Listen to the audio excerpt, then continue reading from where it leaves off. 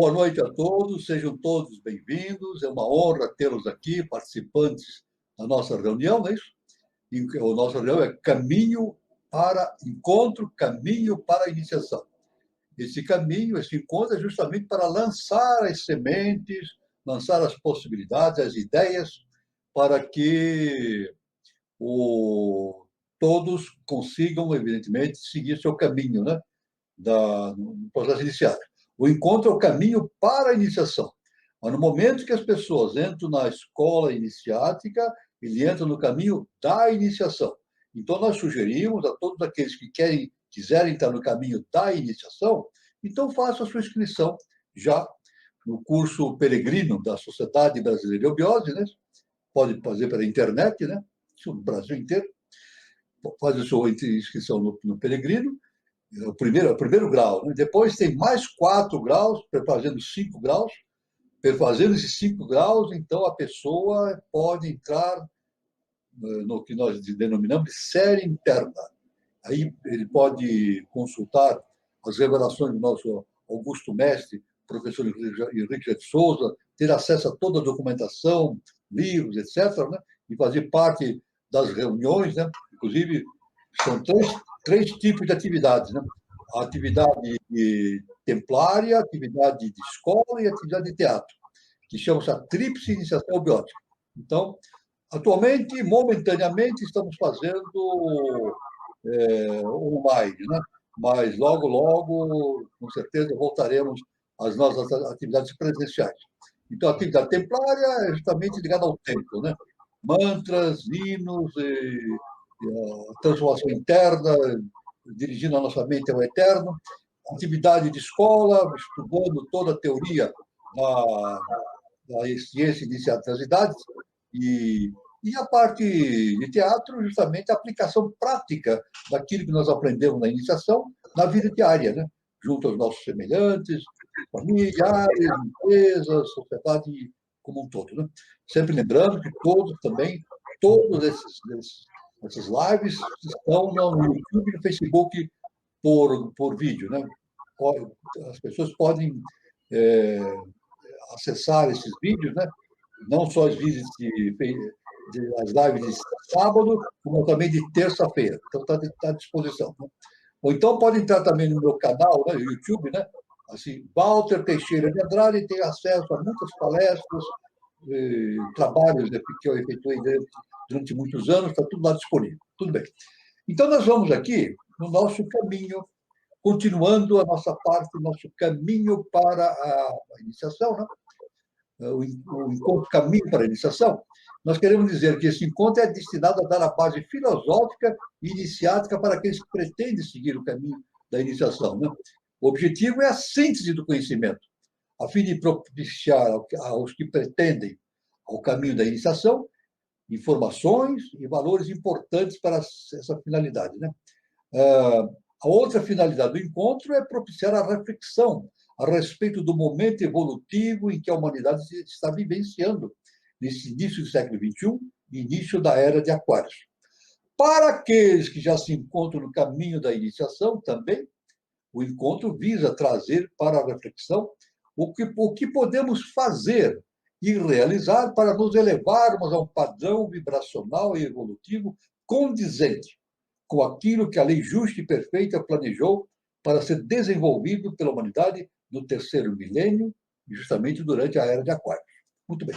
Nós estamos desenvolvendo o trabalho que nós estamos desenvolvendo agora, nas últimas 2 lives e agora nessa live presente, é justamente o trabalho sobre eubiose e ciência da vida.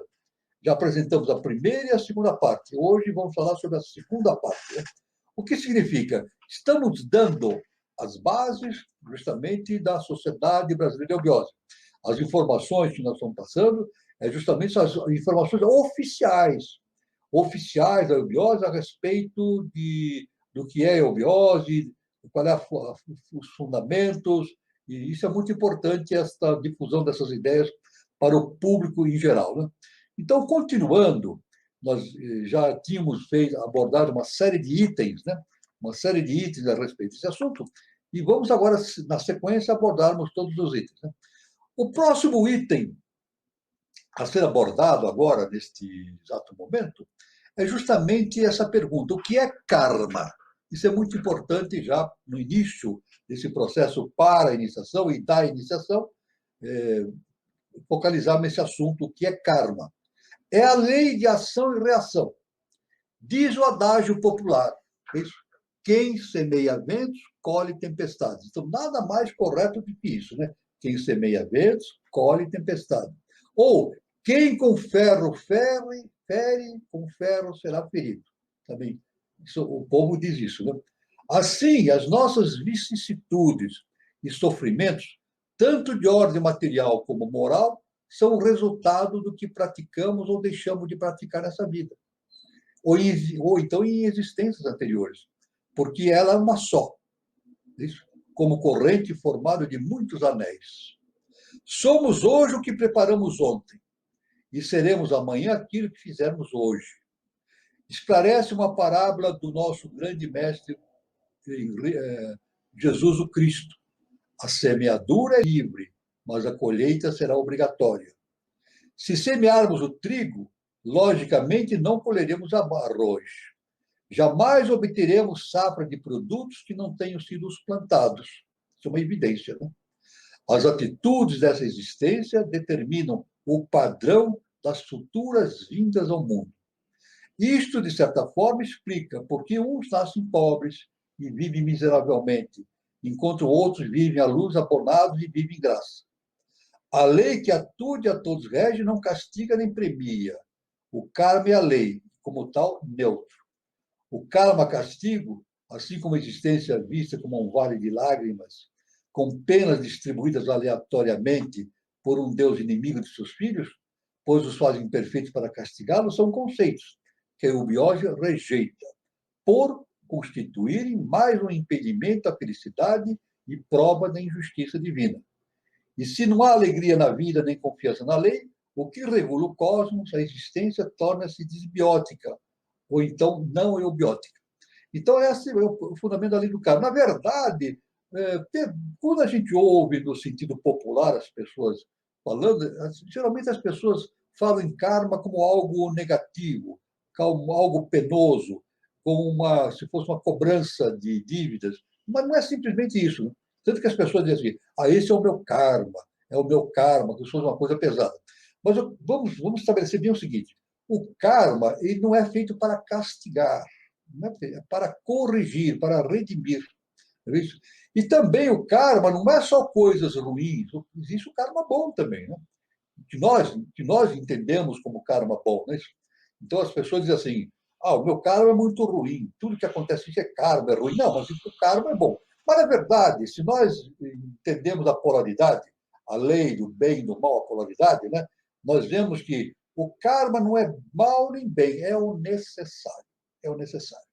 E muitas vezes nós verificamos também, isso aí eu entro quando dou aula para os alunos, na série do Manu, eu dou aula do Manu, né? E outros na INIBS também, eu sempre deixo bem claro, né? Que o karma ele não é feito para premiar ou castigar, mas sim para redimir, para produzir novos caminhos. E muitas vezes na nossa vida, nós rotulamos muita coisa como mal e bem. A gente faz isso, né? Me aconteceu uma coisa boa, me aconteceu uma coisa muito ruim. Mas se nós analisarmos ao fundo, no fundo, isso acontece depois de anos, depois de muitos anos que acontecem esses fatos, se nós analisarmos meditando e analisando bem as situações, nós vamos ver que aquilo que, por vezes, nós classificamos como ruim foi bom na nossa vida. Para mim era assim, para mim foi assim. Muita coisa, quando eu era jovem, que aconteceram coisas ruins, foram coisas benéficas para mim. Foram situações que a lei me colocou na frente para me produzir novos resultados, novos caminhos. E também o karma, que é dito bom, nem sempre é bom, na verdade. Nem sempre é bom. Então, veja bem, olha só, A pessoa diz assim, eu sou pobre, não tenho dinheiro, isso é um karma muito ruim para mim, uma pena. Não é assim, não é assim. Porque uma pessoa nasce rica, se uma pessoa nasce rica, esse karma pode ser um mal para ela. Veja bem, pode ser mal para ela, né? A pessoa pode viver no iate, tomando uísque, viajando, e não vai evoluir, não vai evoluir. E, pelo contrário, ela pode aumentar o seu karma. Então, algo que ela considera que é ótimo para ela, a sua felicidade, não é. É o mal. Mas o karma é uma aprovação que ela tem. É uma aprovação, a lei coloca aqui essa situação para fazer a sua redenção, para ele tomar uma atitude. Né? Então, isso é muito importante, nós analisarmos todas as situações que ocorrem e tudo que ocorre. Olha, verdade é o seguinte: a lei é justa e perfeita. Então, por esse entendimento do karma, a gente diz assim: tudo que ocorre para nós é para o nosso bem. Veja bem, olha, tudo que acontece para nós é para o nosso bem. Porque se não fosse assim, eu teria que julgar que Deus não existe. A lei justa e perfeita não existe. Mas não. O nosso mestre diz: nada acontece por acaso. A lei é justa e perfeita. Então, esse é o caminho. No caminho da iniciação, nós aprendemos isso, a investigar bem o que está nos acontecendo e verificar quais as possibilidades que isso vai nos produzir no nosso futuro. Né? Sempre lembrando, veja bem, o karma sempre projeta algo para o futuro. Né? A pessoa que cria um karma, ela vai estar gerando o seu futuro. Na verdade, não existe um futuro só. Existe uma infinidade de futuros. Isso. Veja bem, a cada segundo eu estou produzindo um futuro diferente para mim. Olha só o que eu falo, hein? A cada segundo eu estou produzindo um futuro diferente para mim. Se eu agir conforme a lei, eu estou produzindo um futuro bom. Se eu agir não distoante da lei, eu estou produzindo um futuro que não vai ser muito bom para mim, eu vou ter que pagar um karma muito caro por isso. Então, existe o futuro? Existe, mas infinitos futuros. A cada segundo, nós geramos um futuro específico. Mas a lei sabe todas as possibilidades. Essa é a diferença. Nós podemos ter somente a visão de um futuro, nessa infinidade de futuros no horizonte. Mas a lei sabe exatamente todos os futuros que podem acontecer para nós. E esse futuro nós estamos mudando a cada segundo da nossa vida. Então, entende? O entendimento do karma é muito, muito importante. Aliás, quando eu dou as aulas sobre esse tema, as leis fundamentais, é o assunto que mais gera perguntas, mais gera dúvidas. E é um assunto, não é um assunto fácil de ser entendido. É isso? Se não for entendido à luz de um conhecimento iniciático, né? Isso é muito importante. Tudo bem, mas nós vamos voltar a isso futuramente. Nós vamos estudar aqui na live as leis universais, no momento oportuno, as leis universais, e vamos nos dedicar mais a fundo a esse assunto. Né? Aí outra questão também, que faz parte deste projeto de divulgação da eubiose, que é um ato oficial da eubiose, é a seguinte pergunta: o que é reencarnação? É a lei das experiências, que faculta a humana criatura a autorrealizar-se, tornando-se semelhante a Deus. Não em potencial, como agora, mas na totalidade. Esse processo que nos impulsiona a espiritualização integral não poderá realizar-se no lapso de tempo de uma só vida, salvo raríssimas exceções. Fazendo uso do livre-arbítrio, cumprindo o seu karma, o homem se autodetermina, o ser humano se autodetermina para as futuras encarnações, inclusive quanto ao número delas. Vivendo fora da lei de Deus, como se costuma dizer, aumentará a quantidade de vindas ao mundo terreno, que é como uma escola, onde o discípulo, o eu inferior, né, alma mortal ou personalidade, escolhe a seu critério, através do livre-arbítrio, as matérias em que pretende adquirir créditos, experiências, dentre aquelas pré-estabelecidas no currículo, no determinismo kármico para o ano letivo. É o ano letivo, né? A encarnação, a reencarnação. Se o discípulo tiver nota insuficiente em alguma matéria, fica em independência nessa matéria. Não é assim que acontece na escola? Então, se o discípulo tiver uma nota insuficiente, ele fica em dependência nessa matéria. Né? Então, são ações ou omissões inadequadas ao estágio evolucional da sua espécie. fica independente dessa matéria, e deve revê-la tantas vezes quanto forem necessárias em subsequentes anos letivos, reencarnações.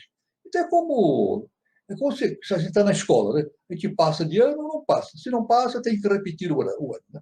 Então, repetir o ano quer dizer reencarnar e passar pelos mesmos ensinamentos que teve no ano anterior, até adquirir um conhecimento suficiente para fazer as suas provas e ser aprovado. Né? O objetivo desse processo, digamos, educacional, é tornar o homem ou o discípulo idêntico em consciência ao seu mestre, o eu superior, alma imortal, individualidade, espírito ou princípio reencarnante que existe no íntimo de cada ser. Agora, uma coisa importante, veja bem, esta lei diz o seguinte, uma coisa muito importante, não se pode evoluir a não ser encarnado num corpo físico denso. Isso é básico. Básico. Não há possibilidade de se fazer evolução espiritual a não ser encarnado num corpo físico denso. E essa lei vale para todos, para todos. Exemplo, Siddhartha Gautama. Siddhartha Gautama foi o primeiro ser que se iluminou da raça ariana. Veja, ele faz parte da raça ariana. Foi o primeiro ser que se iluminou na raça ariana. Então, quando a gente quiser pensar em iluminação, é só analisar a vida de Siddhartha Gautama, fazer o que ele fez, seguir seus passos, os seus ensinamentos, e o caminho da iniciação e da iluminação estará sendo conquistado. Agora, veja bem, Siddhartha Gautama se iluminou em vida física. Era necessário. Ele não poderia se iluminar no plano astral, no plano vital, no plano mental ou em outros planos, não. Tinha que ser necessariamente no corpo físico denso. Por quê? Porque justamente este é o processo evolutivo, é vencer as suas limitações mais densas. Veja bem, o processo evolutivo é fazer com que a nossa consciência, através do autoconhecimento, vença as suas limitações mais densas. Não só Siddhartha Gautama, mas também, eu já repeti outras vezes, mas não vale a pena a gente ressaltar esse ponto. O próprio Jesus, o Cristo, um ser de elevada evolução, ele passou por esse drama, né? Por essa experiência. Quando ele esteve 40 dias no deserto, ele esteve isolado, sozinho no deserto, durante 40 dias. Então, o que aconteceu? No Evangelho está escrito que ele foi tentado por Satanás. É isso? O Evangelho diz que durante 40 dias, Satanás tentou desviá-lo do caminho que ele estava predestinado, oferecendo riqueza, oferecendo posses, poder, luxo, etc. Né? Então, o Evangelho diz que ele venceu a Satanás. Mas não é bem assim. Não é bem assim. Então, na verdade, ele venceu o quê? A si mesmo. A si mesmo. Na verdade, o Satanás está dentro de cada um de nós. O que é o Satanás? É o nosso quaternário. São as nossas ambições, os nossos preconceitos, o ódio, a luxúria, todas as nidanas, né, os atos lunares que nós temos dentro de nós e que precisam ser superados. Então, esse é o Satanás, a parte é o passado. Né? Então, Jesus, o Cristo, ele tinha essa missão a realizar na face da Terra, mas ele tinha que passar por esse processo. Esse processo, e isso é um processo evolutivo dele também, porque tudo evolui no universo. O próprio Jesus, o Cristo, a religião coloca Jesus Cristo como um patamar superior, lá em cima, é o Deus. Não é bem assim. Jesus, o Cristo, Yoshua, estou falando de Yoshua Ben Pandira, eu não estou falando do Cristo cósmico. Estou falando do ser humano, do ser que reencarnou e apareceu como ser humano. Yoshua Ben Pandira, que no momento, naquela época era conhecido como Jairo, ele tinha que passar por esse processo de transformação. Tanto que numa dos seus ensinamentos, lá no Evangelho, ele diz, no mundo tereis aflições, mas pense o seguinte, eu venci o mundo. Quando ele diz eu venci o mundo, é vencer a si, eu venci a mim mesmo. Ele só não falou isso porque as pessoas não entenderiam. As pessoas não entenderiam. Mas agora, no terceiro milênio, no processo de iniciação, nós temos esse conhecimento. Vencer o mundo não é vencer a Terra, o planeta Terra, e aquilo que está no mundo, é vencer a nós mesmos. Autoconhecimento. Fazer com que o Deus que está dentro de nós floresça.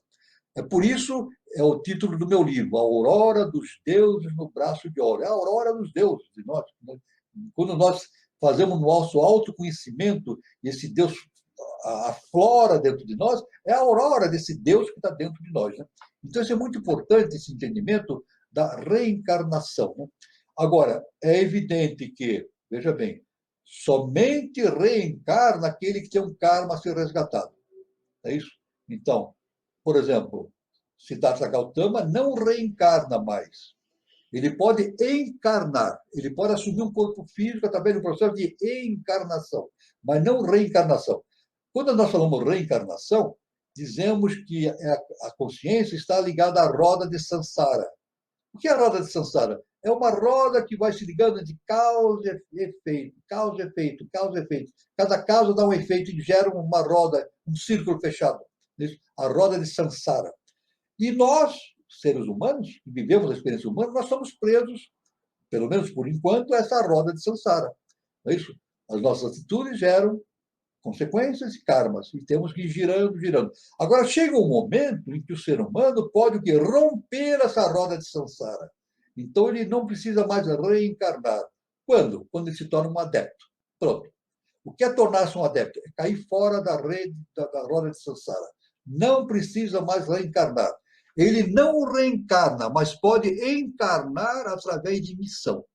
É isso? Agora, então, existe o karma, que é uma lei que conduz a situação humana na face da Terra. Existe o dharma, que é uma lei universal que está além do akasha, que gera o compromisso das consciências além do akasha. Então, quando o adepto, um ser como Siddhartha Gautama, por exemplo, vem para a face da Terra, é isso? Então, ele não reencarna, ele encarna. Então, ele encarna não por efeito do karma, mas sim por efeito do dharma. Do dharma. Finalizando momentaneamente esse raciocínio, nós podemos dizer que no budismo existe um ensinamento muito sério, muito profundo a esse respeito. O budismo diz que nós não reencarnamos propriamente disso. O que reencarna é o karma. Pronto, aí está definido. O que reencarna é o karma. Quando não existe mais karma, a reencarnação deixa de ser necessária. Aí, então, a consciência pode encarnar através para realizar um projeto divino, como missionário. Né? Isso é muito, muito importante. Tudo bem?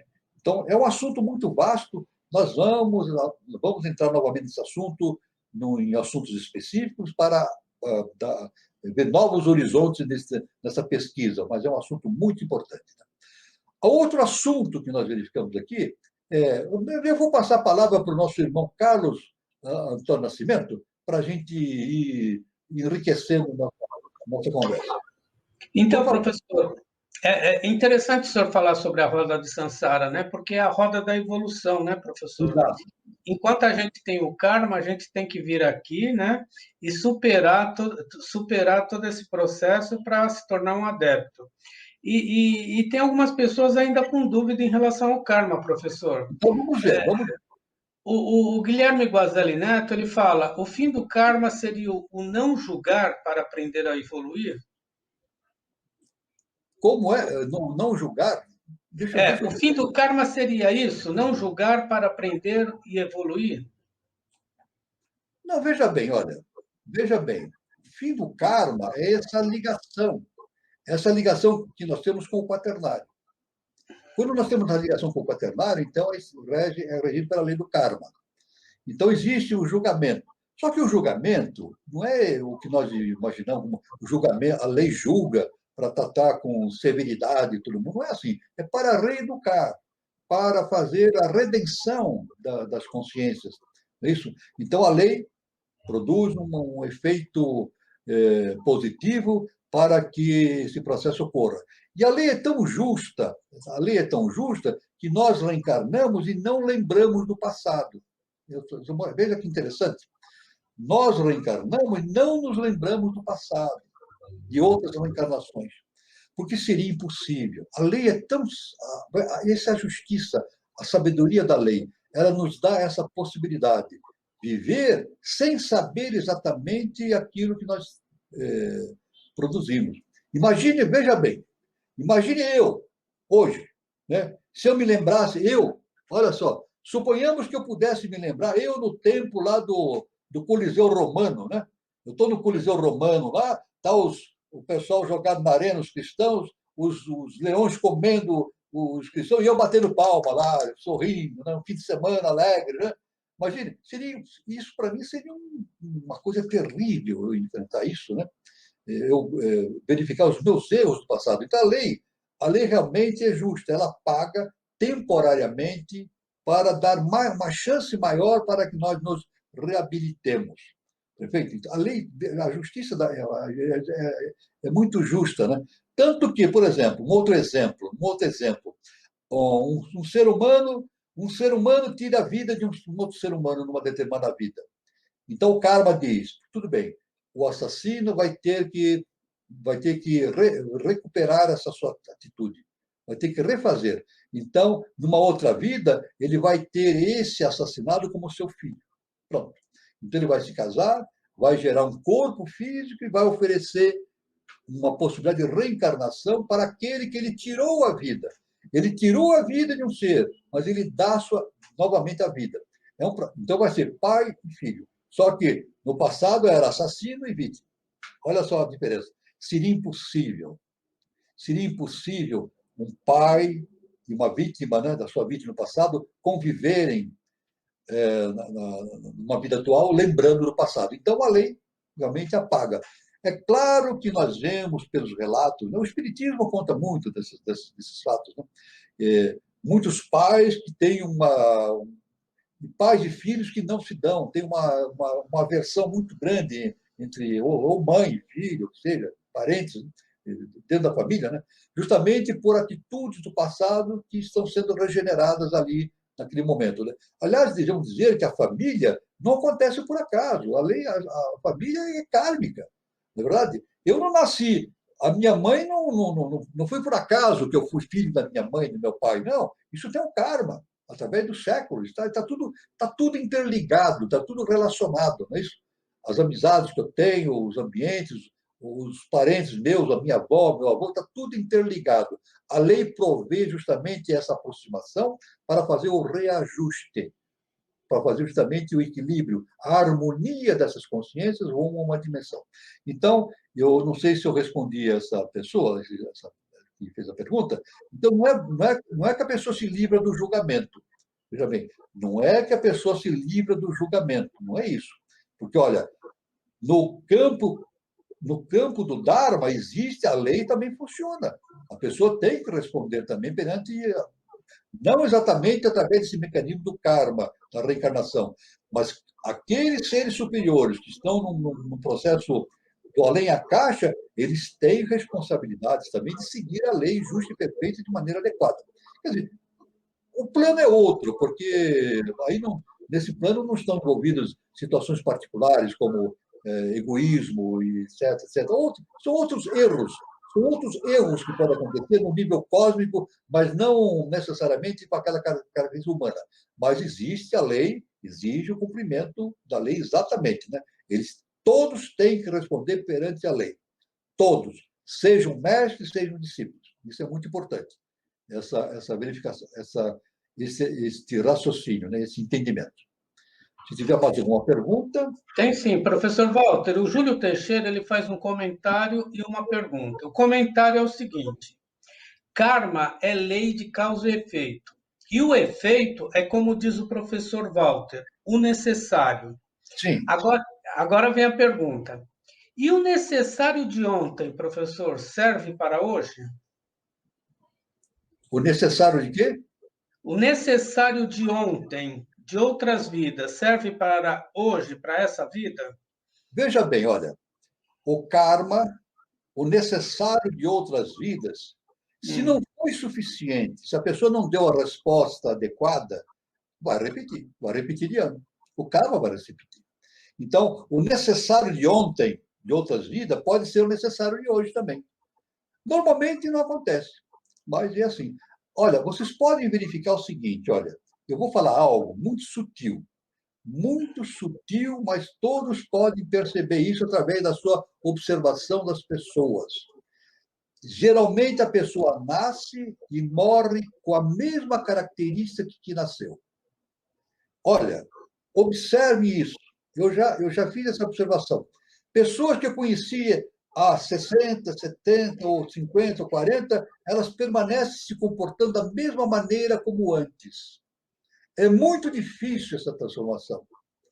Se não houver uma lei corretiva, ela nasce, ela morre do mesmo jeito que nasceu. Vejam bem, se não houver uma ação corretiva da lei, a tendência é ela morrer do mesmo jeito que nasceu. Então, agora, se isso vai se repetindo através de muito tempo, ela vai perdendo essas chances, então vem o sofrimento. Aí vem. Porque a lei tem duas faces, o amor e o rigor. Não é isso? Amor e rigor. A lei age através do amor. Mas quando o amor não, a pessoa não entende a linguagem do amor, então vem o rigor, que nós chamamos de sofrimento. E frequentemente nós vemos pessoas que vêm caminhando com um determinado comportamento. Isso eu já vi na minha vida várias vezes acontecer. Pessoas que vêm num determinado comportamento, passa por um sofrimento, ela muda. Normalmente ela tem uma mudança drástica. Depois do sofrimento, ela passa a ser mais humana, ela sente na carne aquilo. Isso dá uma revolução dentro dela. Né? Então, quer dizer, é o necessário. É o choque necessário. No processo evolutivo, é o choque. É o pramanta que se fala, né? O pramanta, o atrito. O atrito produz a evolução, não é isso? O atrito produz a evolução. E o karma, ele produz atrito. Né? Então, às vezes, muitas vezes, o que foi necessário numa vida passada continua sendo necessário na vida presente. E se a pessoa não reage, não dá o seu fruto do seu trabalho, no seu processo de transformação, a lei torna-se rígida, drástica, até ocorrer realmente a transformação. Aí, então, Buda, Siddhartha Gautama nos ensinou qual é a origem do sofrimento? É a ignorância. Pronto. Praticamente basta. A origem do sofrimento é a ignorância. Como é que a pessoa se livra da ignorância? Através da sabedoria. Pronto. A pessoa evoluiu, se libertou da sabedoria, ela livra-se do sofrimento.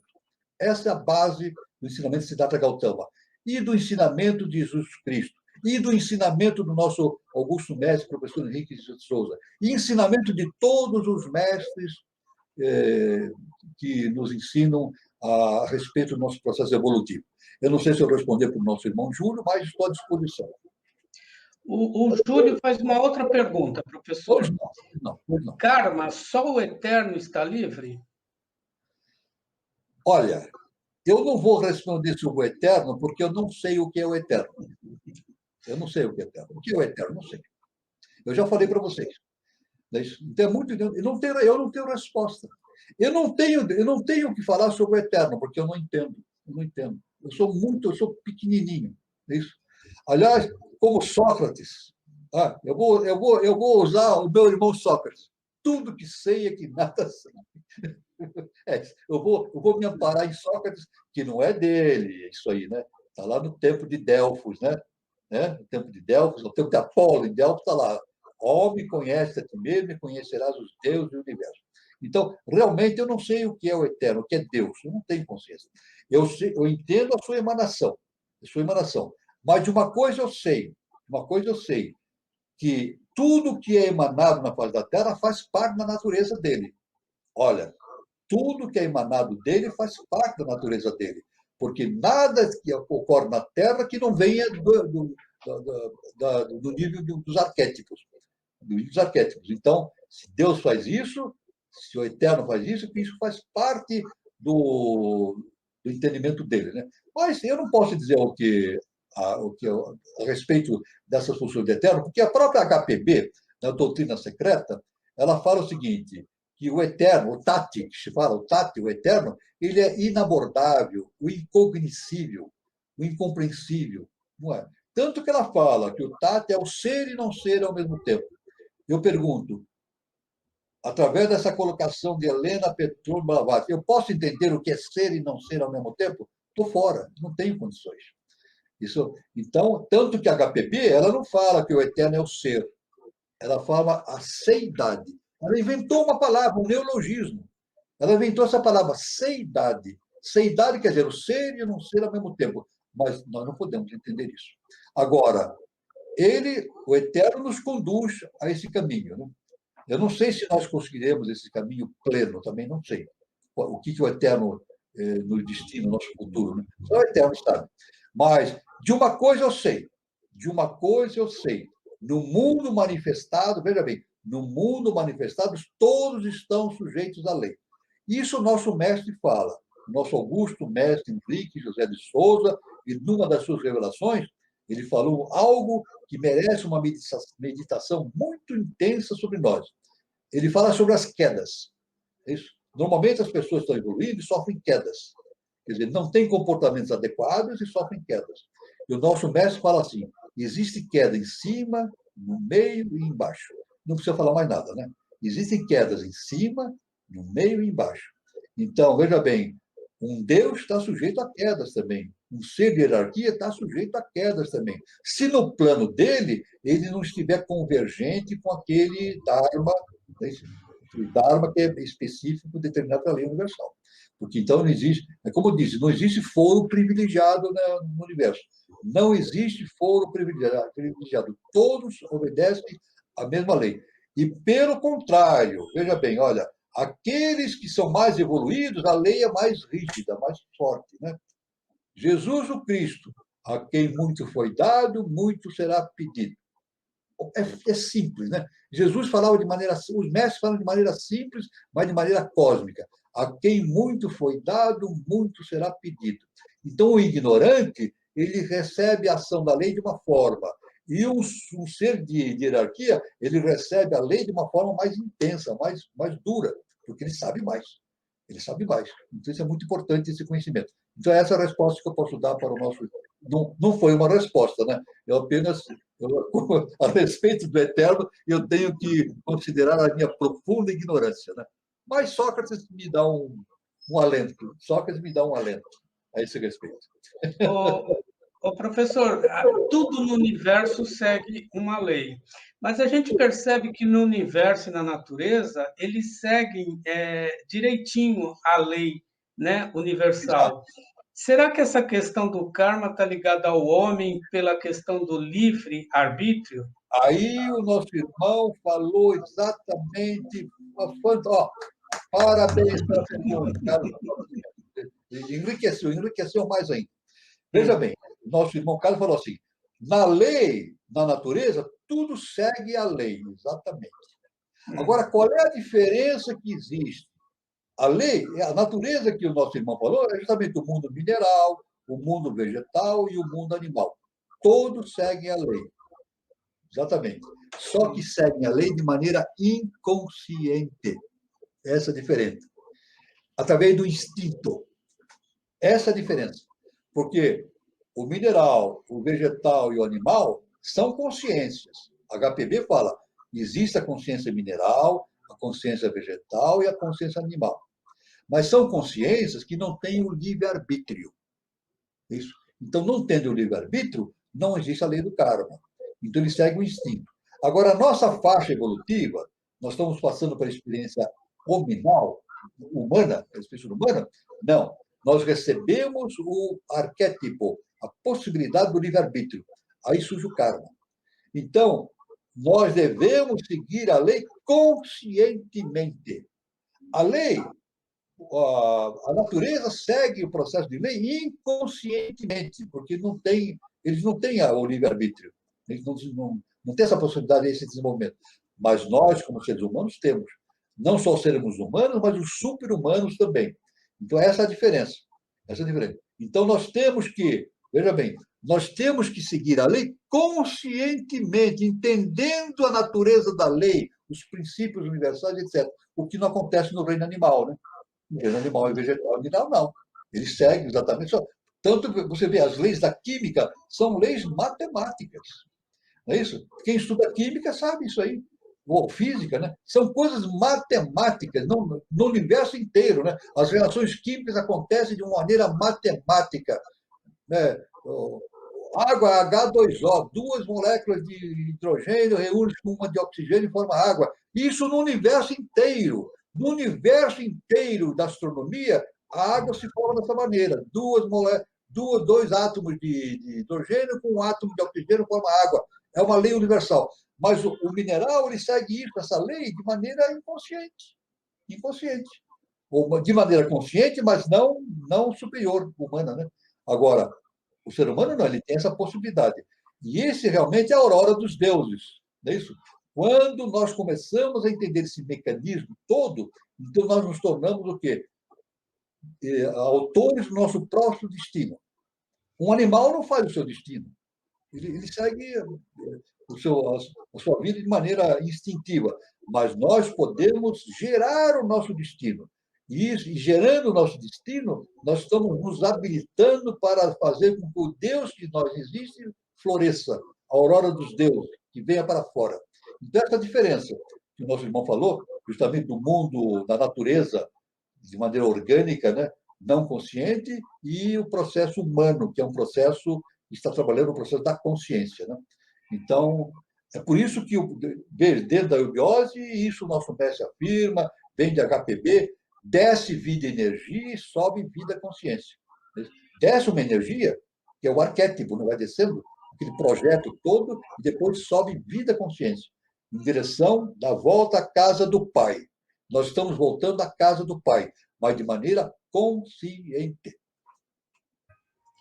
Ok, professor. A Maria Tereza Ruiz de Oliveira pergunta o seguinte: o karma trabalha em consonância com a lei da polaridade para nos manter sempre em constante equilíbrio? Daí a importância da vigilância dos sentidos? Exato, o karma. Veja bem, o karma trabalha nesse sentido, isso, de ir apurando o nosso comportamento. Esse comportamento. Sempre dizendo que o karma, o povo normalmente vê o karma como sempre uma coisa ruim, né? Uma coisa pesada, né? Que nos traz sofrimento. Não, o karma traz, por vezes, frequentemente, coisas que não são agradáveis. O karma não origina nem coisas boas ou agradáveis, origina coisas necessárias. Necessárias.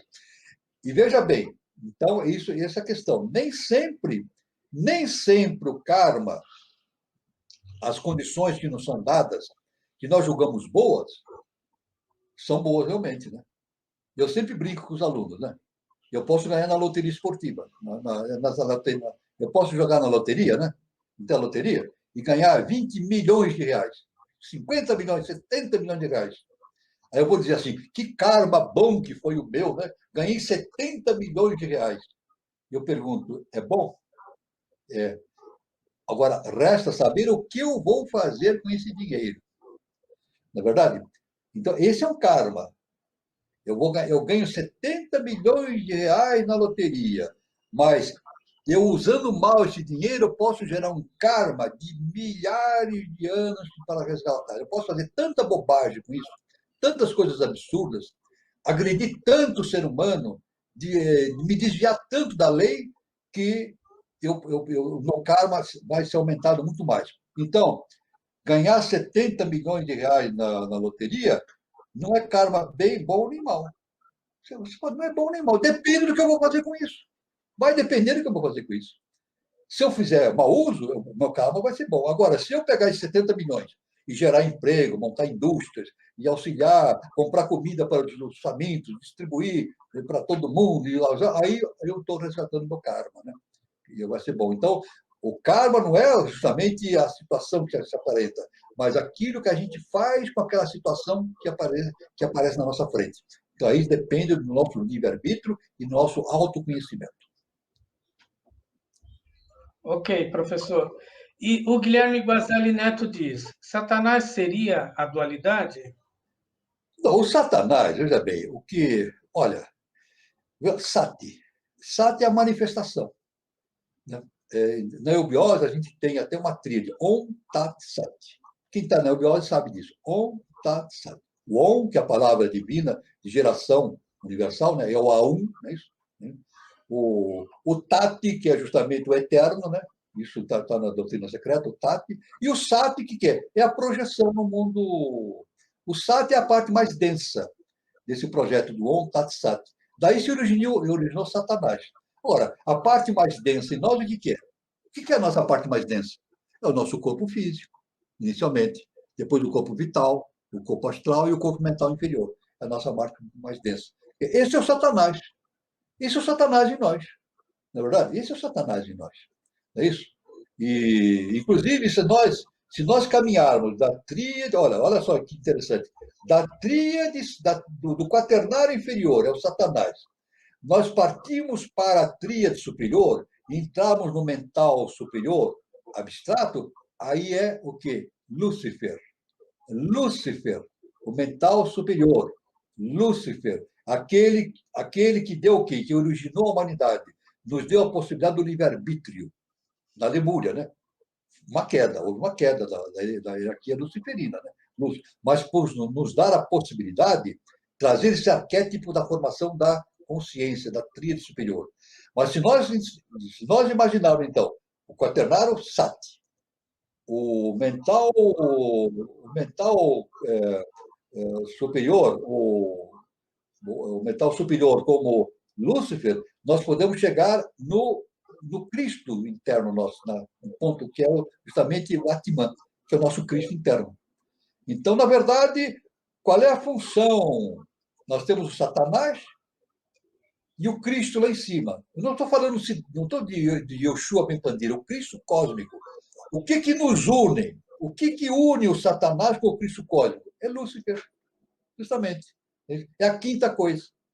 Então, nós temos um quaternário, são 4 coisas, nós estamos num 4 processo evolutivo, passando por uma quinta coisa, que é através de Lúcifer, e partindo por uma 7ª coisa, depois por uma 8ª coisa, que é a nossa consciência crística. Nós estamos no caminho para desenvolver a nossa consciência crística, o nosso eu interno, o nosso Cristo interno. Então, esse é o mecanismo. Né? Eu quero dizer o seguinte: existem muitos nomes que eu falei, né? No meio, na abrangência de todo esse conjunto, existem hierarquias, uma quantidade enorme de hierarquias. Mas o meu ponto de vista é sempre assim: o mais importante não é ficar tentando entender o nome das hierarquias e decorar nome, não. É entender como as coisas funcionam. Então, entendendo como as coisas funcionam, é uma coisa simples. Então, o quaternário é uma 4ª coisa em nós. O Lúcifer, que está ali no mental, é uma 5ª coisa nisso. E depois vem uma 6ª coisa e uma 7ª coisa. Tanto que o nosso mestre sempre batalhou, trabalhou durante, estamos falando de eubiose, né? O trabalho dele foi sempre esse: levar a humanidade para um 5º sistema evolutivo e para um 6º sistema evolutivo. Não é verdade? É claro. E passando pelo 5º sistema evolutivo e 6º sistema evolutivo, nós chegamos a uma 7ª coisa, que é justamente o nosso Cristo interno. O nosso Cristo interno. E entramos, então, em Shambhala. Pronto. Essa é a coisa, Shambhala, que é o máximo que o ser humano pode atingir nesse plano de evolução, nesse plano que nós estamos vivendo. Então, aí está uma visão sintética, é muito importante, uma visão sintética dessa visão da evolução humana, localizando esses nomes importantes, né? Satanás, Lúcifer e Cristo. Não o Yoshua, o Cristo cósmico. Cristo cósmico, né? Muito bom, professor. A Maria Tereza Ruiz de Oliveira comenta o seguinte: por isso que ele disse, eu venci o mundo, vós também podeis vencer? Claro, evidentemente, mas Jesus falava coisas. Interessante que a religião ela não entra nesse assunto. Somente através do processo iniciático a gente pode entender esses fatos. Né? Jesus disse: no mundo tereis aflições, mas eu venci o mundo. Então ele diz: se eu venci o mundo, vocês podem vencer também. Mas ele não quis dizer venci o mundo, ele diz: eu venci a mim mesmo. Essa é a verdade iniciática, ele venceu a si mesmo. Porque as forças negativas estavam tentando desviar o Yoshua Ben Padir do seu caminho. Assim como o Yoshua também. É isso? Aliás, o Satanás, no Evangelho é Satanás, né? Mas para Siddhartha Gautama era Mara. O Satanás é chamado de Mara. Ele foi tentado também. Siddhartha Gautama sofreu a tentação também de Mara, que é o Satanás da linha budista. Né? E ele venceu a Mara, não é verdade? Ele venceu. O que é? A Maia, vencer a Maia, a ilusão. Vencer a ilusão. Então, os dois fizeram esse trabalho maravilhoso. Né? E Jesus era muito claro. Olha, Jesus era claro. Não tem maior clareza do que Jesus na tônica do ciclo, do tempo que ele viveu. Né? Ele disse, eu venci o mundo. E dizendo assim, vocês podem vencer também o mundo. Vencer a si mesmo. Né? E mais ainda, ele disse assim, fareis o que eu faço e muito mais ainda. Olha o que ele quis dizer. Fareis o que eu faço e muito mais ainda. Ele quis dizer o seguinte, que ele não era o topo da evolução. Olha só, que coisa linda. Ele diz, eu não sou o topo da evolução. Não, eu estou caminhando também para cima. E vocês estão caminhando também. E vocês podem ser mais do que eu. Pode ser mais do que eu. Não é verdade? Então, cada ser humano pode ser um Cristo, um Buda e muito mais ainda. Um Deus. Será um Deus, porque e Jesus, em outra oportunidade, Jesus falou assim: vós sois deuses. Mais claro do que isso é impossível. Mais claro do que isso é impossível. Mas eu nunca vi uma religião entrar nesse assunto. Eu nunca vi uma religião entrar nesse assunto. A religião diz: Jesus é Deus. É isso que a religião fala: Jesus é Deus. Mas Jesus disse para nós: vós sois deuses. Não bate. Bate, não bate. Bate isso. Tem uma discordância, né? A religião fala, Jesus é Deus. Mas Jesus sobre nós fala assim, vós sois Deus. Então há uma discordância. Mas discordância no sentido dogmático. Mas no sentido iniciático, a gente entende perfeitamente a razão disso. Né? Somos deuses. E temos que trazer esse Deus para fora. E podemos ser Cristos, podemos ser Budas e muito mais ainda. Esse é o nosso destino, a caminho do eterno. Agora, onde vai chegar tudo isso, eu não sei. Eu sei que nós vamos chegar, indubitavelmente, pela doutrina secreta, o nosso estado de evolutivo vai chegar no primeiro trono. Isso Jesus deixou, né? Ele fala, volta à casa do Pai. A nossa projeção monádica vai evoluindo, autoconhecimento, até chegar novamente à casa do Pai. Agora, daí para cima, realmente é muito difícil, é um mistério enorme. Não para mim, nem para ninguém, um mistério para a humanidade. Né? Um mistério para a humanidade. O professor, a Vera Lúcia Costa pergunta o seguinte: a Terra também está presa à roda de Sansara devido à ação humana?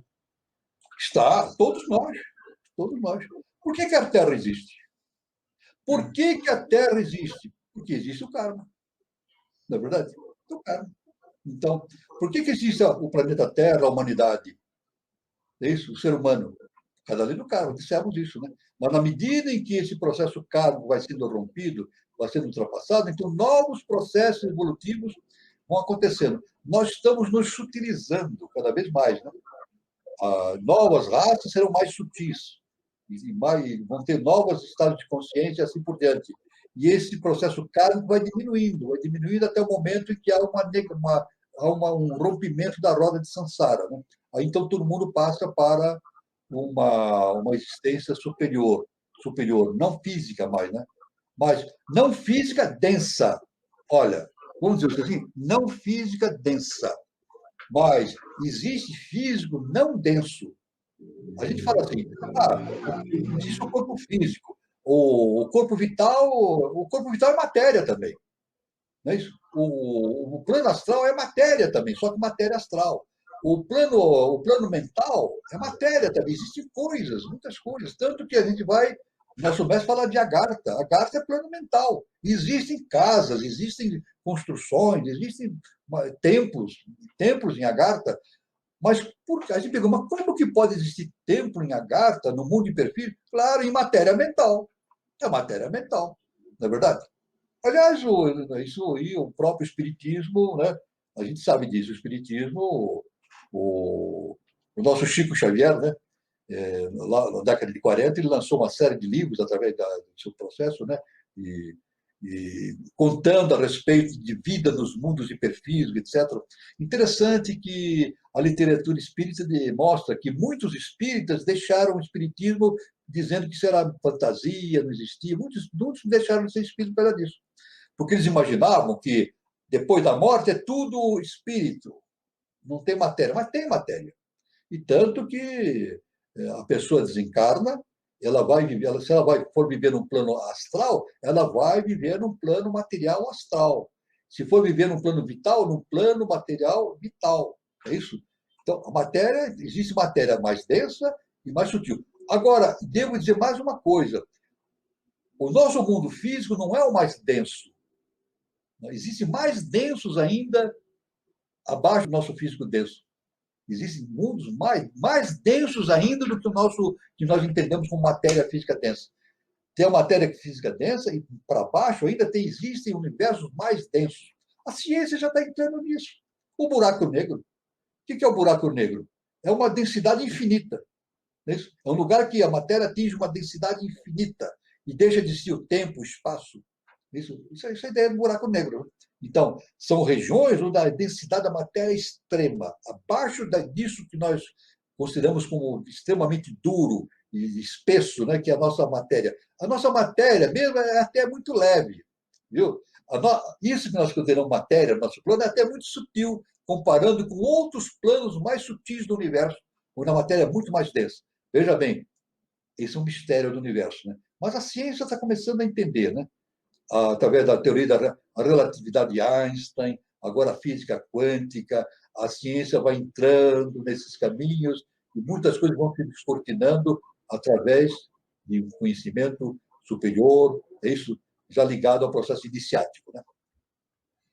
O professor Júlio Teixeira pergunta o seguinte: Buda encarna como Padmasambhava? O Padmasambhava ele foi um reformador do budismo. Né? O budismo sofreu um processo de. Eu quero dizer o seguinte: olha, eu vou falar sobre o seguinte: o budismo sofreu um processo de degeneração muito forte. Assim como também o cristianismo também se degenerou muito, né? Degenerou muito, né? A gente fala das cruzadas, mas fizeram barbaridade nas cruzadas, assassinatos em massa, etc. Né? A Inquisição também, uma coisa bárbara, uma coisa hedionda, né? E muitas outras coisas, né? A gente pode selecionar coisas que não são compatíveis com o Cristo, né? Então, eu considero a ciência iniciática considera o Padmasambhava como um reformador do sistema do budismo. Assim também como no cristianismo, teve um reformador, também chamado Francisco de Assis. Isso. O Francisco de Assis, ele encarnou, ele não reencarnou, ele encarnou, justamente, era um anjo, como se diz, um santo, né? Um ser de elevada hierarquia, ele reencarnou para dar uma nova orientação ao cristianismo, que estava degenerado, né? Ele pregava o amor universal, o amor do Cristo, o amor sem interesse, o amor desinteressado. É o São Francisco de Assis. Né? O amor dele era tão grande que ele tinha uma afinidade muito grande com todos os níveis da natureza, o reino mineral, o reino animal, etc. Ele tinha uma afinidade muito grande com todos os planos da natureza. Um santo, né? Então, agora eu quero dizer uma coisa seguinte, que necessariamente, um Siddhartha Gautama, ele não precisa reencarnar. Vamos deixar bem claro. Um Siddhartha Gautama, para fazer o seu trabalho, ele não precisa encarnar.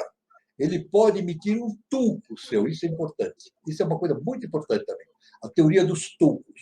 Então, veja bem, uma coisa muito importante.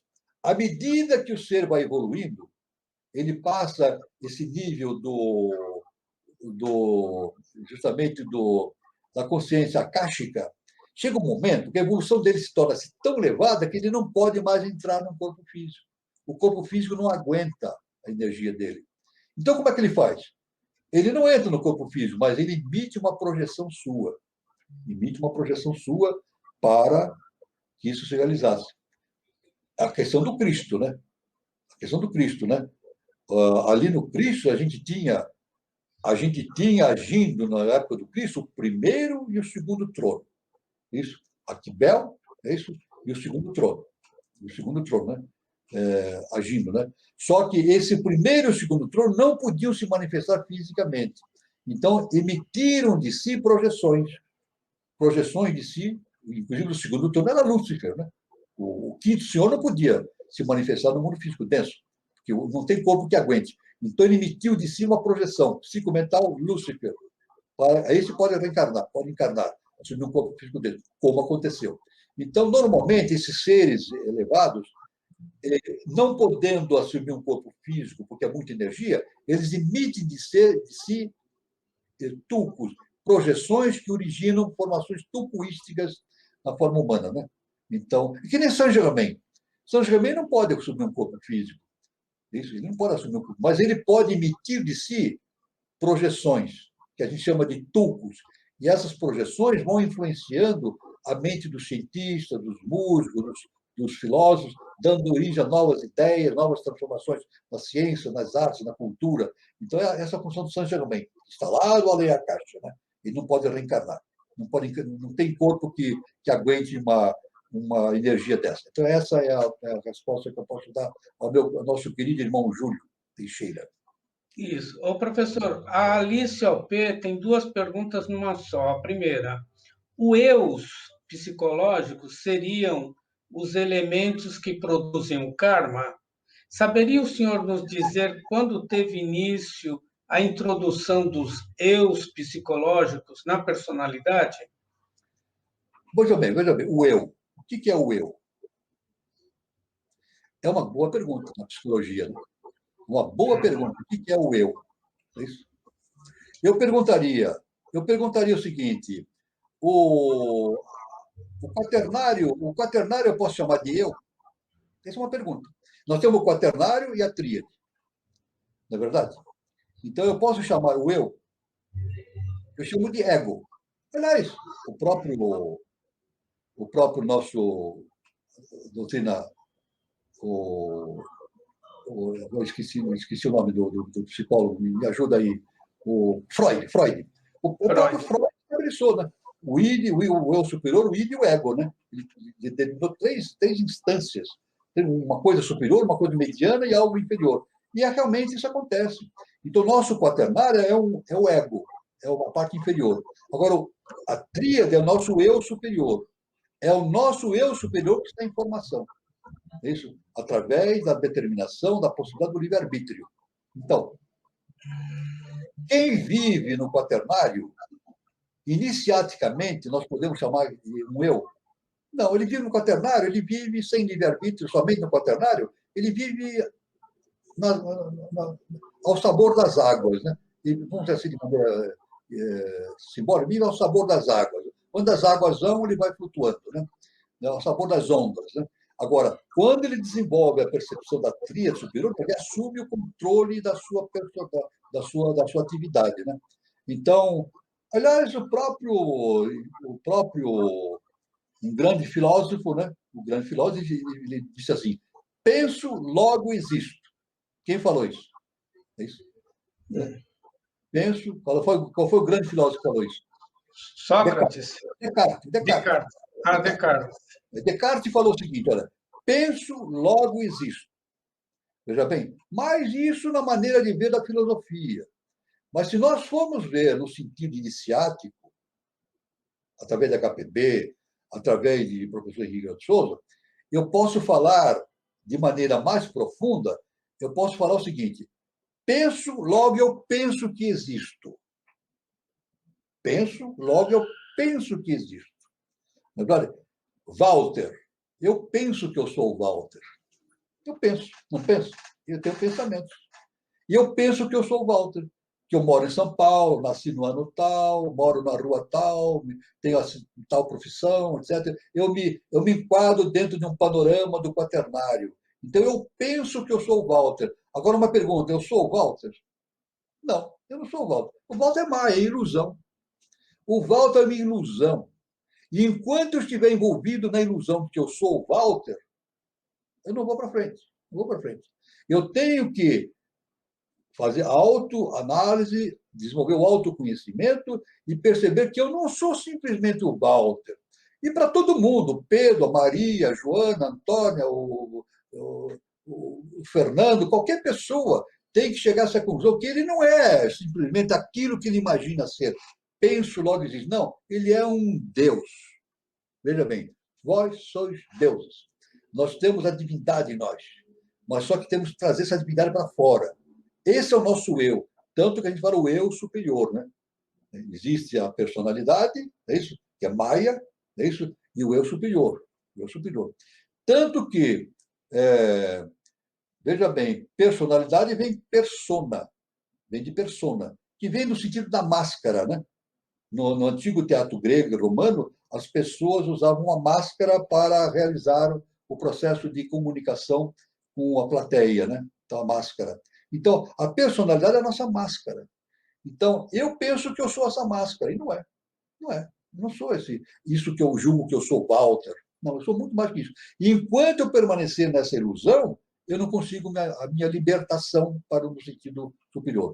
Então, no sentido iniciático, o eu não é a personalidade, é o eu superior, o entendimento da nossa identidade cósmica.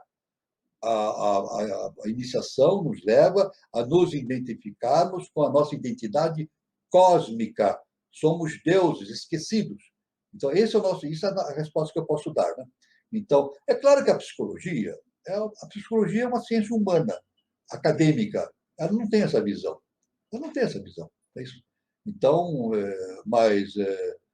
muitos psicólogos que entram na iniciação, eles conseguem fazer esse link, né? Essa ligação entre o conhecimento da psicologia com esse conhecimento iniciático cósmico, aí vão encontrar verdadeiramente um caminho para o entendimento dessa visão cósmica realmente perfeita. Professor, o Alcides Coelho, ele pergunta o seguinte: na próxima encarnação, podemos estar distante de condições que damos continuidade nos colégios iniciáticos? O karma pode colocar longe de oportunidades? E ele também já ouviu falar em restos kármicos. O que seria esses restos kármicos? Veja bem, o que nós produzimos hoje, inevitavelmente, vai se refletir em vidas futuras, tanto em potencialidades como em adversidades. Inevitavelmente, vai refletir em vidas futuras. Tudo que nós fazemos de bem ou de mal, quando eu falo bem e mal, é evolutivo e involutivo. O que é o bem? É o processo involutivo, ou é o processo evolutivo. O que é mal? O processo involutivo. Tudo que nós fizemos no processo evolutivo, tanto nós como da humanidade, vai se repetir em vidas futuras. Em vidas futuras. Então, é claro que isso aí são possibilidades que acontecem realmente na humanidade. Né? Então, é claro que nossa vida presente vai refletir em vidas futuras, indiscutivelmente. Mas quando o conhecimento é assimilado, aquilo fica impregnado na nossa mente e dá uma transformação interna muito grande, né? E vai influenciar na vida futura algo diferente do que acontece na vida presente. Assim sempre acontece. Agora, os restos kármicos, nós podemos dizer o seguinte, que no processo de evolução do ser humano, enquanto o ser humano mantém a sua tríade perfeita, ele está no processo evolutivo. Então, ele tem o quaternário e tem a tríade superior. Mas isso pode ser rompido também, né? Pode ser rompido. Se ele cometer crimes hediondos, a vibração dele do quaternário torna-se tão inferior que há um rompimento com essa consciência superior. Então, essa tríade, que é a projeção da Mona, ela se separa. Não porque ela queira se separar, não é simplesmente por isso. Não há uma atração, vamos dizer assim, vibracional. Isso? A vibração do quaternário e da tríade torna-se tão distante que há um rompimento. Então, aí sobra um resto. É um resto que sobra. Isso. E a gente chama disso Kamarupa. Isso. O que sobra, aquele quaternário que não tem mais a tríade, chama-se Kamarupa. Kamarupa. Não é mais uma consciência humana. É um resto kármico. Agora, aquilo vai se degenerando. E se ele passa da terceira dimensão, para a segunda, para a primeira, até a zero dimensão. E vai para a Lua. É jogado no chamado cone sombrio da Lua. É tudo jogado para a Lua. A Lua é uma lixeira cósmica. Aqui, no nosso sistema, uma lixeira cósmica. Todo o processo involutivo que não deu certo, né, é jogado na Lua. É lixeira cósmica, mas aquilo vai ser reciclado. Tudo aquilo que é jogado vai ser reciclado. Né? Nada se perde. Lavoisier, nada se cria, nada se perde, tudo se transforma. Uma lei cósmica. Então, essa é a resposta que posso dar para o nosso querido irmão. Né? Tá. O Rosenberg ele tá perguntando, professor, sobre o karma do etilismo em relação a uma família. É karma ou é outra coisa? O etilismo? É, Não. Olha, agora vamos utilizar um conhecimento da ciência acadêmica, e é verdade. A propensão para o etilismo tem uma conotação genética. Genética. É isso. Então, o filho de um homem que teve problema de alcoolismo, ele vai ter tendências para o alcoolismo. Isso é dito pela medicina. Então, todos aqueles que tiveram ascendentes com problemas etilistas devem tomar cuidado. Isso é uma tendência genética, né? Tendência genética.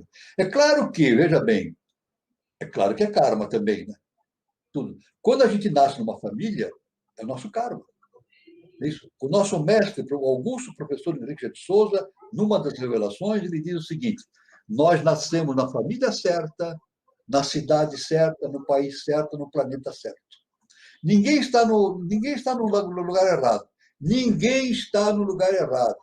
Eu nasci, os meus pais tinham que ser meus pais, a minha família, a cidade que eu moro, que eu vivo, o país que eu vivo, isso tudo é um processo kármico, não dá para fugir disso. Não dá porque nada acontece por acaso, está tudo relacionado. Então, essa é a resposta que posso dar para o irmão. tá. O Guilherme Guazelli Neto diz o seguinte: em 3005, quebraremos o livre-arbítrio, o fio de Citratman, para atingirmos o angélico? Não, isso não vai. Não, veja bem, eu não vou fazer futurismo, né? Mas eu apenas vou tirar as minhas conclusões a respeito daquilo que o nosso mestre nos ensinou. Né? Nós, analisando o processo evolutivo da quinta raça-mãe ariana, nós chegamos à conclusão, analisando friamente, nós chegamos à conclusão que, realmente no ano 3005, a raça humana não será uma raça de adeptos, não será. Ela terá desenvolvido o mental abstrato de maneira convincente, né? O mental abstrato realmente, e o Budi também, mas com certeza não será uma raça de adeptos ainda, porque é a quinta raça-mãe, né? É a quinta raça-mãe. Ainda tem mais a sexta raça-mãe e a sétima raça-mãe para terminar o processo da quarta cadeia evolutiva. Então, nós temos mais duas raças pela frente, a sexta e a sétima raça, para atingir uma oitava coisa. Então, podemos responder o seguinte: é claro que em 2005 não seremos, a humanidade não será seres angélicos, assim, do além a caixa. Claro, não há possibilidade. Não há possibilidade de 1000 anos se atingir isso, né? Mas grandes transformações acontecerão na humanidade. A humanidade estará começando, conforme o nosso mestre diz, um estágio áureo da sua evolução, a quinta raça-mãe. E, com certeza, esse processo de sinarquia já estará se desenvolvendo de maneira bastante acentuada na face da Terra. Por isso que é canal 3005, né? É um apogeu, mas é uma fase da quinta raça-mãe, né? O nosso mestre diz que depois de 3005 vão ocorrer mais 10.000 anos de evolução da quinta raça-mãe, né? Mais 10.000 anos em direção da sexta raça-mãe e da sétima raça-mãe.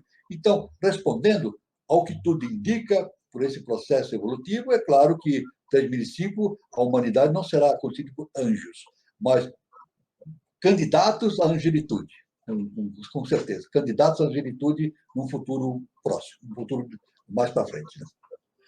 Professor Moacir Magalhães Fonseca pergunta o seguinte: a evolução só ocorre na reencarnação física, se quer dizer apenas físico-físico, ou também no físico-astral e físico-mental? Não, a evolução não acontece no mundo astral nem no vital. Tem que ser no mundo físico denso.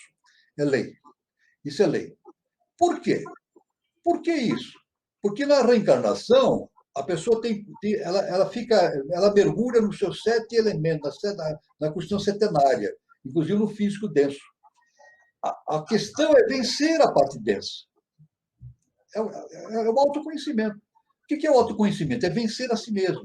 Então, não há possibilidade de alguém se iluminar, né, atingir um estado de iluminação no astral, no vital, no mental superior. Não há.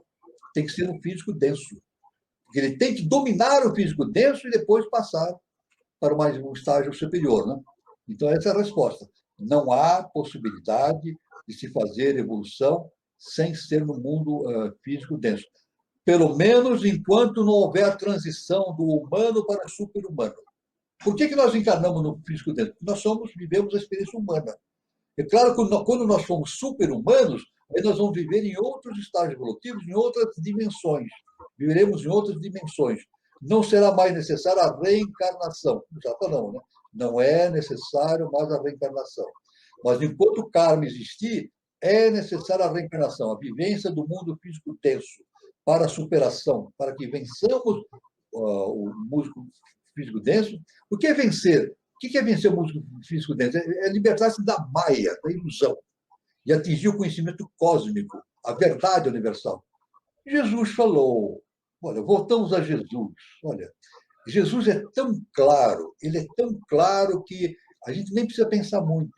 Jesus falou assim, conhecereis a verdade e ela vos libertará. Olha, o que é conhecer a verdade? É conhecer a nós mesmos. O que é conhecer a verdade? É conhecer a Deus. O que é conhecer a Deus? É conhecer o Deus que está dentro de nós. Por isso que está lá, conhece, homem, conhece a ti mesmo, conhecereis os deuses do universo. Conhecer a nós mesmos.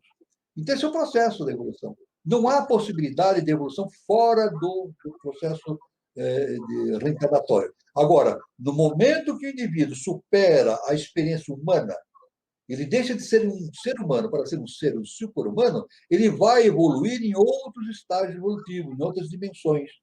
Em outras dimensões. Não é isso? Aí é outra história. É outra história. Ele vai evoluir em outras dimensões. Ele vai evoluir, mas em outras dimensões. Mas enquanto ele for um ser humano, ele tem que evoluir dentro do contexto humano. E o que é o contexto humano? Estar mergulhado no centenário. Vamos deixar bem claro? O que é viver no contexto humano? Estar mergulhado no centenário completamente. Desde o físico denso até os 7 níveis de consciência. E nós temos que, então, burilar esses 7 estágios, fazer a transformação interna em direção no caminho do adeptado, né? Aí sim, é possível. Esse processo O professora Vera Lúcia Costa pergunta o seguinte: quem seria a expressão primeira ou original, se assim posso dizer, dos inúmeros tulcos da Virgem Maria? Bom, inúmeros tulcos da Virgem Maria, é uma boa pergunta. Não sei, aí depende o que a irmã quer dizer sobre inúmeros tulcos da Virgem. Será que seriam as aparições, professor? Eu não sei a que a irmã se refere, aos inúmeros tulcos da Virgem Maria. Né? Eu não sei o que se refere a isso. Mas, de uma maneira, agora nós podemos dizer o seguinte, viu? Vamos falar o seguinte? Vamos agora analisar, pelo conhecimento iniciado. Maria e Jesus fazem parte da mesma consciência. Não existe Maria e Jesus simplesmente, são parte da mesma consciência. Uma consciência que está num sentido superior. Para se manifestar na face da Terra, tiveram que se dividir uma parte masculina e uma parte feminina. Só que, nesse caso, a parte feminina dessa dualidade, deu origem a seu filho, a um filho que é a sua própria contraparte, né? Sua própria contraparte, né? Então, a Virgem Maria é a projeção do segundo trono, né? É a projeção do segundo trono. Isso é muito interessante. E até interessante que a gente verificar, né, que, olha só que interessante, nada acontece por acaso, né? Ana era a avó de Jesus, a mãe de Maria. Ana foi mãe de Jesus, foi mãe de Maria e avó de Jesus. Não é isso? E Ana, no sentido cósmico, é a consciência que está acima do segundo trono. E no hebraico é Hana, que se fala. Hana. H-A-N-N-A-H. Hana. Isso. Então, e tem um significado muito importante, né? A divina, da divindade, né? De Maria, né? Hana. Tem até um significado, né? De Hana, né? Que agora tem até na Igreja Católica, cheia de graça, agora me lembrei. Hana quer dizer cheia de graça. É tanta coisa que às vezes nosso cérebro fica embaralhado. Ana significa cheia de graça. E é por isso que na Igreja Católica fala Ave Maria, cheia de graça. É por esse motivo, nada acontece para cá. Ave Maria, cheia de graça. Maria, cheia de graça da consciência cósmica. Ana, isso que é a Ana, cheia de graça, né? Pelo hebraico, né? E Ana foi a avó de Jesus. Então, nada acontece por acaso. Tudo que é plasmado na face da Terra tem uma raiz cósmica. Isso que nós devemos ter bem claro. Tudo que é projetado na face da Terra tem uma raiz cósmica. Nada acontece por acaso. E aqui na Terra é um laboratório da transformação interna de todos nós em direção do campo angélico. Isso é muito importante. Então, ela tenta explicar aqui, Tuco como Nossa Senhora de Fátima, Santa Teresinha e o... Sim. Agora entendi. Veja bem, agora entendi os tucos. Veja bem, pelo conhecimento iniciático, não se fala tucos dessa maneira, não. Na religião, cada religião enxerga a Nossa Senhora, o segundo trono, de uma maneira específica, né? Então, temos a Nossa Senhora de Fátima, a Nossa Senhora, tem várias Nossas Senhoras, mas elas representam o mesmo. Isso é uma linguagem simbólica. Agora entendi, uma linguagem simbólica, né? Na verdade, essas Nossas Senhoras todas representam a projeção de um mesmo conceito que é o segundo trono. É isso? A Maria, Mari. Maria vem de onde? De onde vem essa palavra? De mare em latim, né? E o mar é justamente o segundo trono. É isso? Tanto que no Antigo Testamento, Moisés, quando escreveu a origem da Terra, ele diz assim: no início, Deus vagava sobre as águas. Né? Ele vagava sobre as águas. Justamente. Então, ele fala de Deus, o primeiro trono, né? Aquibel vagava sobre as águas, Maria, no segundo trono. Depois ele tocou essas águas nunca tocadas, nunca antes tocadas. É por isso que vem o dogma da virgindade de Maria. Veja? É por isso que na Igreja Católica diz assim, Maria era virgem. Porque não é virgindade física, simplesmente. Não. É relacionando, maiavicamente, a divindade das águas akáshicas, das águas do segundo trono, virginais, nunca antes tocadas. Deus, Aquibel, tocou justamente as águas e originou o universo que nós vivemos. Então, por isso, aí vem o conceito da virgindade de Maria. Agora, essas diversas santas que nós vemos aqui no Brasil e no mundo, são imagens que a mente humana cria. Não são tulcos, não. São imagens que a mente cria relacionadas ao mesmo conceito da mãe cósmica. É a mãe cósmica, né? Que cada nação dá um... Aliás, entre os indígenas tem a Jaci. Jaci é a mãe cósmica do Jaci. Tem Tupã. Tupã é o pai e Jaci é a mãe. Jaci é a mãe cósmica deles. Né?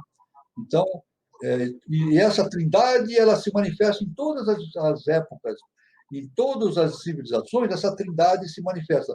Pai, mãe e filho.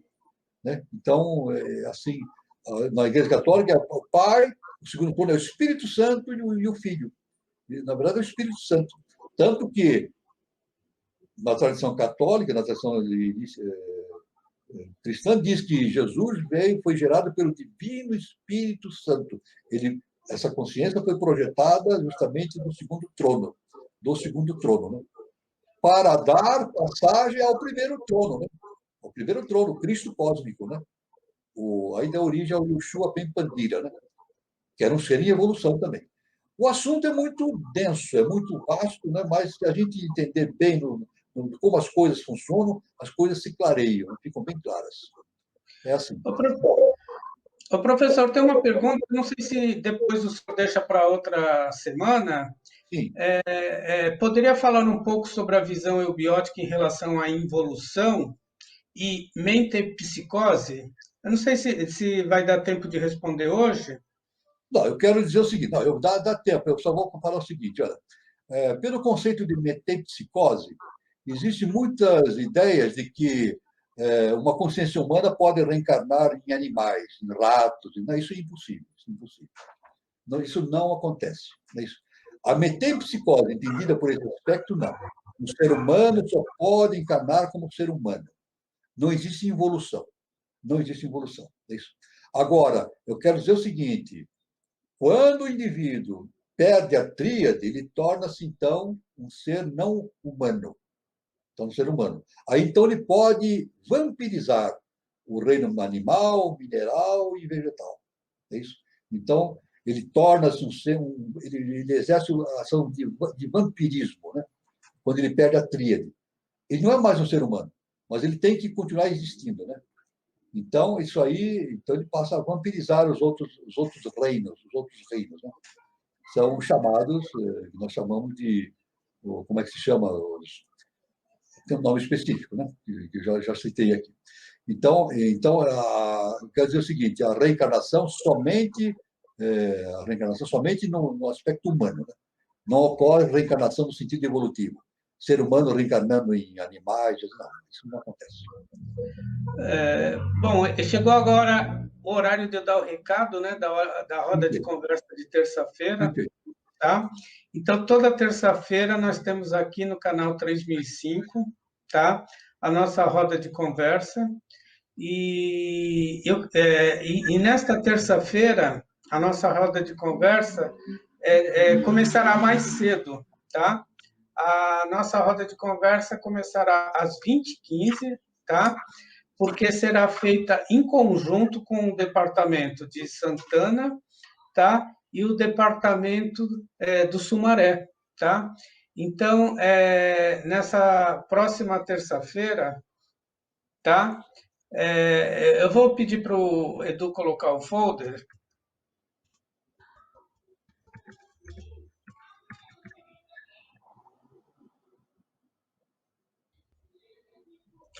Então, na terça-feira, a nossa roda de conversa será, então, às 20h15.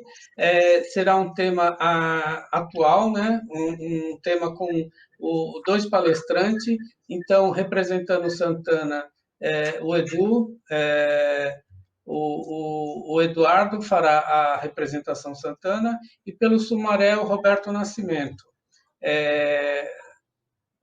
fará a apresentação. Bom, enquanto o folder não está sendo colocado, eu queria agradecer a participação de todos, tá? Nós tivemos uma participação grande do Brasil inteiro, tá?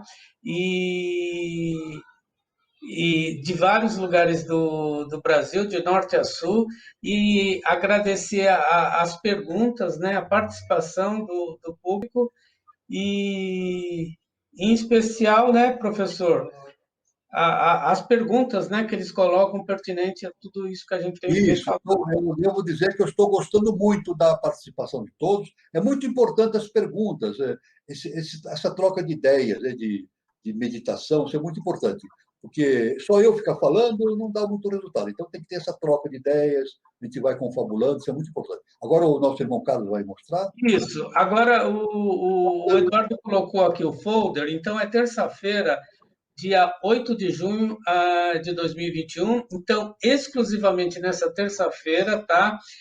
Será às 20h15, porque vai ser feito entre os dois departamentos, Santana, tá? Eduardo Nunes, e Sumaré, Roberto Barbosa do Nascimento. O tema são tecnologias ligadas ao terceiro milênio. Vai ser uma roda de conversa muito boa, tá? Com os dois departamentos.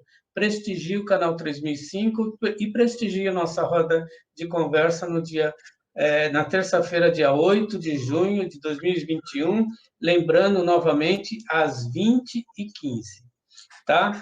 Então, o recado está dado, o recado era esse, tá? E desejar uma boa noite a todos, um bom final de semana, e até o nosso próximo encontro no sábado que vem.